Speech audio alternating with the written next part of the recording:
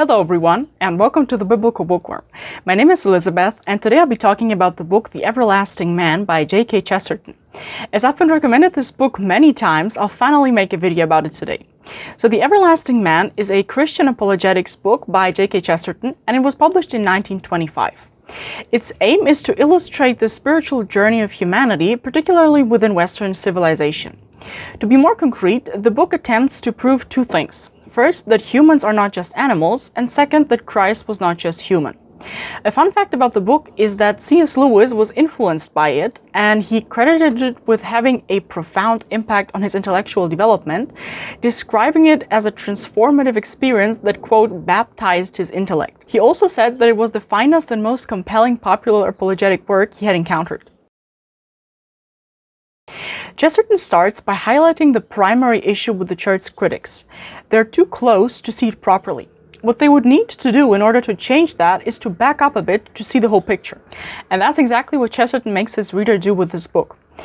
Back up a little to see the beauty and truth of Christianity.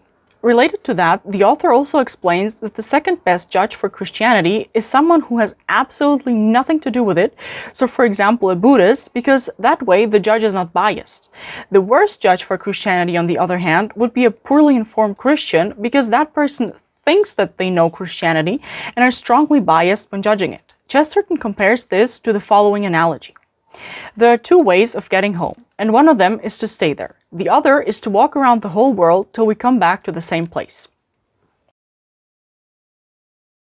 The author argues that one thing we know about our ancient ancestors is that they were artists because they left behind their drawings on cave walls. These drawings set them apart from all other creatures because ancient humans were not just creatures but also creators. As Chesterton said, art is the way humans leave their mark. It's just one of the many things that show how humans are different from other animals. Also, an interesting observation he makes here is that it's not like humans are better at drawing than monkeys, for example, but humans are the only creatures that can draw.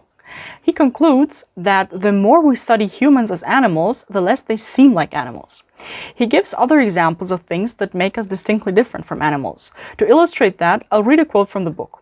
It will be well at this place, however, to sum up once and for all what is meant by saying that man is once the exception of everything and the mirror and the measure of all things. The simplest truth about man is that he is a very strange being, almost in the sense of being a stranger on earth.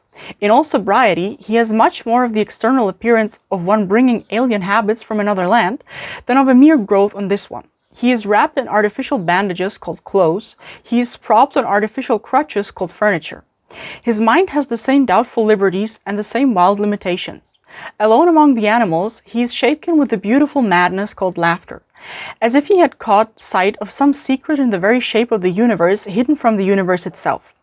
Alone among the animals, he feels the need of averting his thought from the root realities of his own bodily being, of hiding them as the presence of some higher possibility which creates the mystery of shame. Whether we praise these things as natural to man or abuse them as artificial to nature, they remain in the same sense unique. In the second part of the book, Chesterton argues for the uniqueness of Christianity compared to other religions.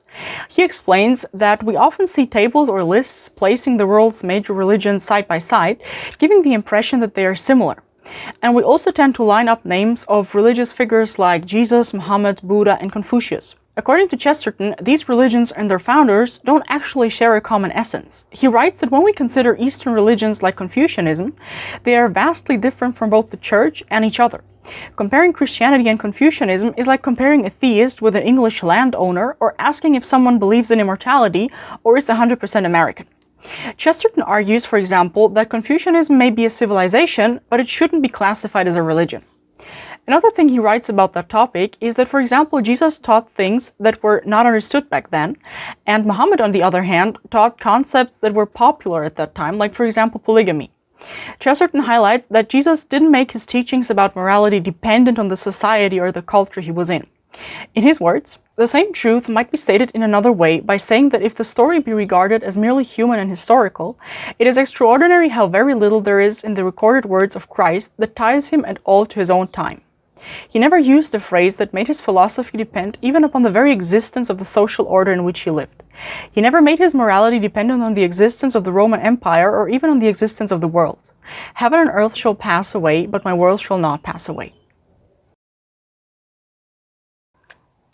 As J.K. Chesterton was Catholic, I'd like to summarize briefly what he wrote about the Blessed Virgin Mary. He demonstrates her importance by showing his readers how closely tied Mary was to baby Jesus. As I found his reasoning interesting, I'll read that passage now.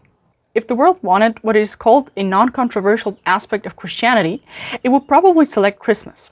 Yet it is obviously bound up with what is supposed to be a controversial aspect, the respect paid to the Blessed Virgin. When I was a boy, a mere Puritan generation objected to a statue upon my parish church representing the Virgin and Child. After much controversy, they compromised by taking away the child. One would think that this was even more corrupted with Mariolatry, unless the mother was counted less dangerous when deprived of a sort of weapon. But the practical difficulty is also a parable. You cannot chip away the statue of a mother from all around that of a newborn child. You cannot suspend the newborn child in midair. Indeed, you cannot really have a statue of a newborn child at all. Similarly, you cannot suspend the idea of a newborn child in the void or think of him without thinking of his mother. You cannot visit the child without visiting the mother. You cannot, in common human life, approach the child except through the mother. Now let's get to my opinion on the book.